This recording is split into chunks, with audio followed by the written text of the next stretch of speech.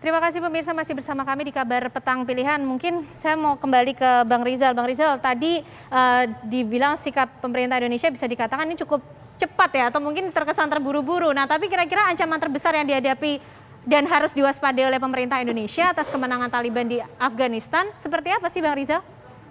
Ya justru itu harusnya pemerintah kita, saya tanpa mengabaikan faktor keamanan ya, sebaiknya itu tetap membuka misi diplomatiknya di Kabul, gitu. Toh juga personel kita yang di Kabul itu nggak terlalu banyak, jadi artinya kita bisa melakukan misi diplomatik, kemudian menjalin komunikasi dengan beberapa unsur di sana. Saya tahun 2007 dan 2009 pernah ke sana, gitu. Jadi saya cukup tahu bahwa untuk menjalin komunikasi dengan beberapa pihak itu bisa dilakukan. Dan dengan Taliban sekarang sudah berkuasa, saya pikir juga kita termasuk negara yang relatif netral, begitu loh. Nah ini kalau menurut saya sekarang ada 4 negara yang memiliki pengaruh yang cukup kuat terhadap Taliban. Nah, ini Cina, Pakistan, Arab Saudi, dan Turki. Nah, namun keempat negara ini saya pikir juga mempunyai interest yang cukup dalam di Afghanistan. Nah, sebaiknya Indonesia ini sebagai negara yang relatif netral masih bisa membangun hubungan yang baik dengan negara-negara barat. Kemudian juga kemarin kita sudah melakukan inisiasi dalam melakukan beberapa upaya perdamaian baik antara Taliban dengan pemerintah Afghanistan yang terguling. Nah, ini ada baiknya tetap terus menjalankan misi tersebut. Nah, ini sambil kita bisa memonitor.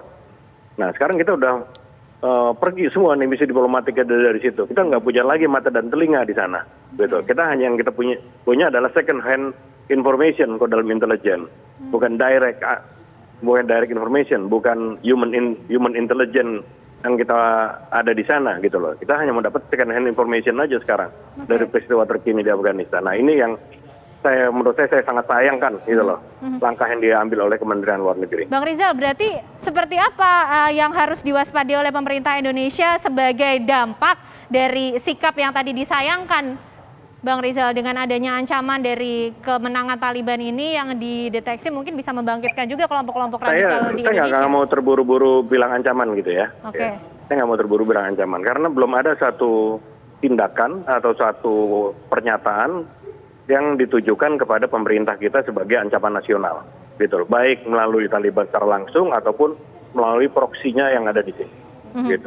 Nah, sekarang tinggal kita mengidentifikasi apakah ada proksi Taliban di sini dan siapa. Nah, itulah yang menurut saya memang betul apabila memang ada proksi ya itu yang mesti kita waspadai, gitu loh. Tapi ada baiknya kita menahan diri dulu, gitu loh, menahan diri sambil kita terus bisa menggali informasi lebih dalam dan apalagi nggak bisa terlibat dalam misi perdamaian di sana. Itu luar biasa poinnya. Oke, mendeteksi proksi, mendeteksi simpatisan siapa kemudian di Indonesia, Pak Edi, yang dilakukan BNPT sejauh ini?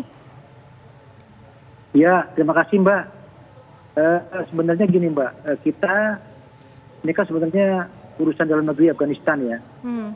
Jadi kita tidak terlalu mencampuri, namun ya yang perlu diwaspadai adalah gini, karena jaringan terorisme yang di Indonesia yang aktif sama saat ini adalah JI, JAD, dan MIT.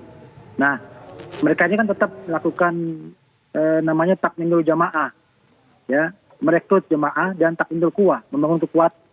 Nah, dalam rangka takminul jamaah dan takminul quwah ini, framingnya ada tadi itu, euforia yang dibangun, pengaruh secara global, regional maupun nasional, inilah narasi-narasi ini yang kita antisipasi, jangan sampai euforia yang ada di sana ini disalahgunakan.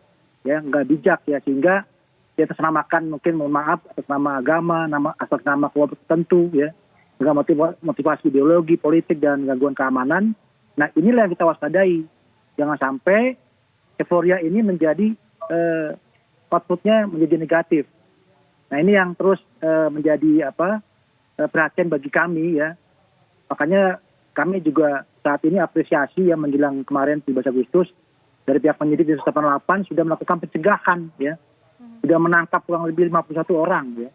Itu kebanyakan 48 itu dari jemaah Islamiyah. Nah, inilah yang apresiasi sebagai langkah preventif melalui penegakan hukum. Ya, karena di dalam Undang-Undang Nomor 5 2018 perbuatan persiapan itu dapat pidana. Demikian, Mbak. Oke, Pak Edi. Bang Nasir, mungkin apakah benar yang disampaikan oleh Pak Edi tadi, kelompok-kelompok seperti JI, JAD, MIT, jaringan terorisme yang ada di Indonesia seperti yang masih awal berhubungan saya jelaskan dengan Taliban? Faktanya ya JI memang pernah punya hubungan. Oke. Begitu kan? Jadi kalau pernah punya hubungan, maka mereka selalu ingin berusaha tetap berhubungan. Ya begitu. Misinya sama, tujuannya ingin menegak sama, begitulah. Dan kemudian seperti yang terjadi sebelum-sebelumnya, mereka juga punya hasrat untuk mengirim orang ke sana. Ya, saya dengar langsung ini dari teman-teman yang kemudian bergembira, ya kapan ya, bisa nggak kita ke sana? Bagaimana caranya ke sana? Begitu. Nah, ini kalau misal tanpa diwaspadai atau tanpa dikontrol ataupun dilakukan pencegahan, jangan sampai warga kita ini kemudian ikut terpengaruh dan kemudian mau ke sana. Memang belum ada ancaman, tetapi perekrutan, penggalangan itulah yang menjadi masalah. Itu yang perlu diwaspadai. Ya. Oke, terima kasih para narasumber sudah berkenan bergabung di Kabar Petang Pilihan kali ini, Bang Nasir Abbas. Terima kasih juga Bang Rizal Dharma dan juga Brigjen Pol Edi Hartono sudah bergabung bersama kami di Kabar Petang Pilihan. Tentunya keamanan negara tetap menjadi fokus kita bersama. Amin. Ya Bapak-Bapak, terima kasih. Selamat petang semuanya, sehat selalu.